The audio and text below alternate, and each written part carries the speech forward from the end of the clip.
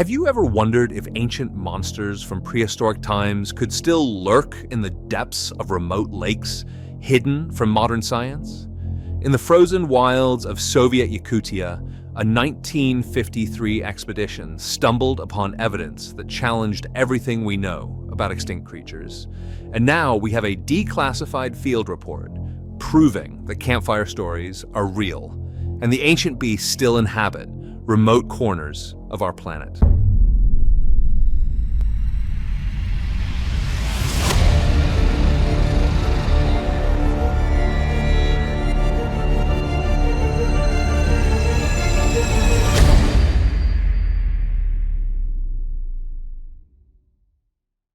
Hi, my name is Mark, and I'm the host of the Scary Mysteries videos channel, where darkness and mystery come to life in every video that becomes the subject of our story.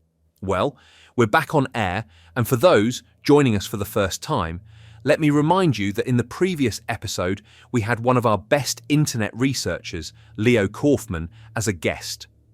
He told us about the declassified files from 2017 of the CIA's Stargate project, which investigated paranormal phenomena and explored the potential use of remote viewing and extrasensory perception for intelligence purposes. The project was ultimately deemed a failure, but our focus wasn't on Stargate itself, but rather on the intelligence data that led to its creation. Reports obtained by the CIA at the time indicated that the Soviet Union was allocating significant funds to so-called psychotronic research and actively studying phenomena beyond traditional science. One such project was the amalgam experiment conducted by the Institute of Theoretical Physics of the USSR Academy of Sciences, which we discussed in detail in the last episode. And today, Leo is back to share another find. Leo, welcome back. Hi, Mark. Glad to be your guest again. Yes, the story with amalgam that we discussed last time was truly captivating. But today, I want to talk about a completely different case that, I must admit, amazed me even more. In the previous episode, I mentioned that some of the intelligence data on Soviet research obtained by the CIA might have been deliberate disinformation orchestrated by the KGB to force American intelligence to waste millions of dollars on obviously futile projects. When I first came across this report, it initially seemed to me that this was exactly such a case. The events described in it looked far too fantastical. Damn, it was the most incredible story of all that I've encountered in Soviet archives. However, to my surprise, I later found several independent sources confirming the facts outlined in the report. There's even a Wikipedia article that, albeit less detailed, describes the same incident.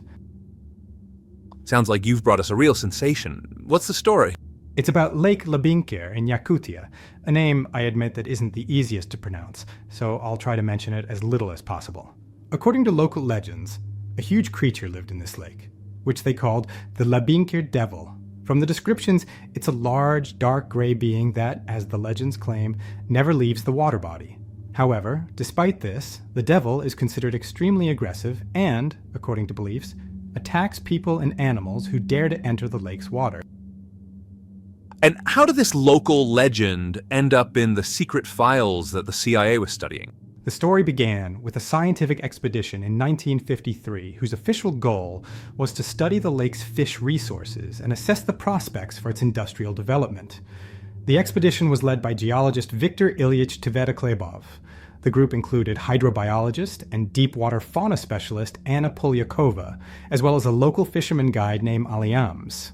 It was thanks to the latter that the expedition report eventually made its way into the materials of the Stargate project. Soviet intelligence agencies seriously believed that Aliams possessed extrasensory abilities and was capable of establishing contact with animals. Leo, at this point, the story's credibility starts to raise serious doubts. A lake monster and a telepath in one report. What's next? Werewolf attacks, but then Jedi and sentient trees from the Lord of the Rings come to the rescue? Well, Mark, now you understand why I was so skeptical about this story at first, but thank God there were no Jedi or Ents involved. According to the report, when they set up camp, Aliams immediately warned the scientists not to disturb the master of the lake. Tvetoklebov, of course, dismissed it as superstition. However, when they lowered an echo sounder into the water, after some time the device showed a moving object about 20 meters long at the bottom depth. The spot on the device's screen slowly moved along the lake bottom, but not chaotically, like an object drifting with the current, but purposefully, like a living creature. Seems like at that moment, Agent Mulder should have been booking a ticket to Yakutia. You may be right, but according to the report, Tvetoklebov, contrary to the data obtained from the echo sounder, continued to remain steadfastly skeptical at that moment. Even they lowered a drawstring thermometer into the water and found that the temperature at the bottom was anomalously high, around plus 10 degrees. Tvetoklebov authoritatively stated that there was probably a geothermal source there. And this was despite Alyam's words, who insisted that Labynkyr is a northern lake that freezes to the bottom in winter, and the water in it is always cold, except in places where, according to him, the devil sleeps. The next day, the expedition lowered a homemade underwater camera into the water, a device with a spotlight and lens in a sealed box. The first shots showed a typical lake bottom, silt, rocks, algae. But at a depth of 55 meters, the camera captured something unusual, huge, elongated furrows. Looks like pinniped tracks, said Polyakova. Did that convince the expedition leader? I would have believed it by then, but of course, I'm not an expert geologist. Tvetoklebov asked Polyakova what kind of creature could have left such tracks, but she just shrugged. Alyams answered, very old. Has lived here since the times when mammoths roamed the tundra, maybe even earlier. Tvetoklebov, as before, brushed off these words, but judging by the report at that point, some doubts already had begun to creep in. For full conviction, he needed direct observation, and such an opportunity presented itself on July 14th.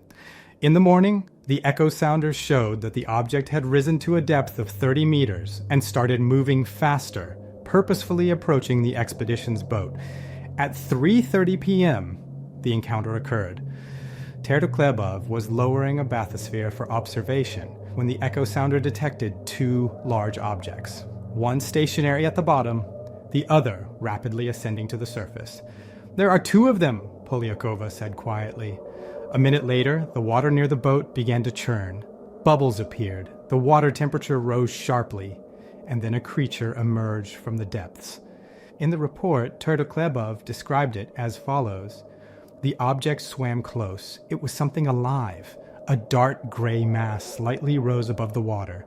The animal's eyes were visible, and something resembling a stick protruded from its body. The creature rose 5 meters above the surface and looked straight at the people. My God, whispered Tvetoklebov. It's a plesiosaur, a living plesiosaur. But Polyakova noticed something even more astonishing. Look into its eyes. It looks like the gaze of an intelligent being. This isn't just an animal. Indeed, intelligence was reflected in the creature's huge eyes. It studied the people just as attentively as they studied it. This strange staring contest, who would outstare whom, lasted almost a minute. Then Alyam slowly took off his hat and bowed. Forgive us, master. We didn't mean to disturb you. The creature, as if in response, tilted its head and silently submerged into the water, leaving only ripples on the surface. At that moment, the expedition realized the last of the ancient rulers of Earth inhabit Lake Labynkyr. That's incredible. Did they manage to photograph the creature? And why didn't they announce their discovery? Yes, they took photographs. Tvetoklebov and Polyakova realized that this discovery could turn the scientific world upside down. However, Alyams was convinced that publicity would lead to the creature's death. It would either be killed immediately or first captured and then destroyed. He tried to persuade the scientists to hide the truth, but failing to find support from them, in desperation, he snatched their camera and threw it into the lake. But it was too late. One of the expedition members had already managed to transmit a message about the find via radio. A few days later, a helicopter with KGB representatives arrived at the lake. All materials were immediately classified, the expedition participants were forced to sign non-disclosure agreements, and then they were quickly dispersed to different scientific institutes in remote corners of the country. Officially, it was announced that nothing noteworthy was found in the lake. Tverdoklebov was allowed to publish only a brief and vague excerpt about a creature with a stick on its back. The monsters, by the way, haven't been seen since, as if they sensed the danger and hid in the deepest parts of the lake. Astonishing. And what happened to that fisherman, Aliams? His fate is no less surprising. Despite the fact that all participants of that expedition were sent to different remote places, Aliams remained living on the lake in complete solitude.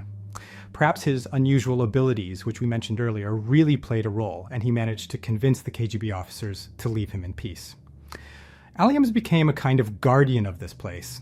In the 1980s, his stories about how he brought sacrifices to the devil renewed interest in Labynkyr. He died in 1993. There's a curious story. When Aliams fell ill and was taken to the hospital, in his delirium, he kept repeating that the lake wouldn't forgive him for this separation and would kill him upon his return. And indeed, when he was brought back to the shore of Labynkyr, he soon passed away. And has there been any serious research in our time? Yes, and they yielded quite curious results. In 2005, an expedition from the TV program Seekers, using an echo sounder, discovered a crack at the bottom of the lake. A deep water probe lowered into this crack recorded remains of big animal jaws and vertebrae in it. In 2013, an expedition from the Russian Geographical Society confirmed the presence of anomalously warm water at the bottom of the lake. And in 2016, traveler Andrei Solovyov spent over 100 days on Labynkyr. In his diaries, he noted that someone was making huge, multi-meter holes in the fishing nets used by the Yakuts for catching fish.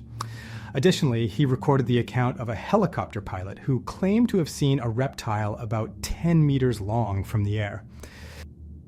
Leo, this is truly a mind-blowing story. Does that mean even the legend of the Loch Ness Monster could be true? Exactly, Mark. It turns out that stories we're used to dismissing as tabloid fiction might have a real basis. And it seems that something very ancient really lives in that remote Yakut lake. Another incredible story from the Declassified archives. Leo, thanks for sharing. It seems these files are a bottomless well.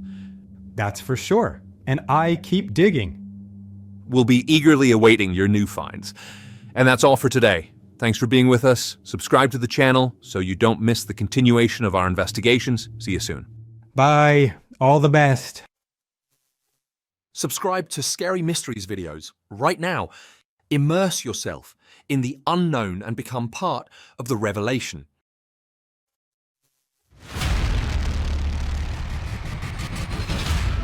Uncover the hidden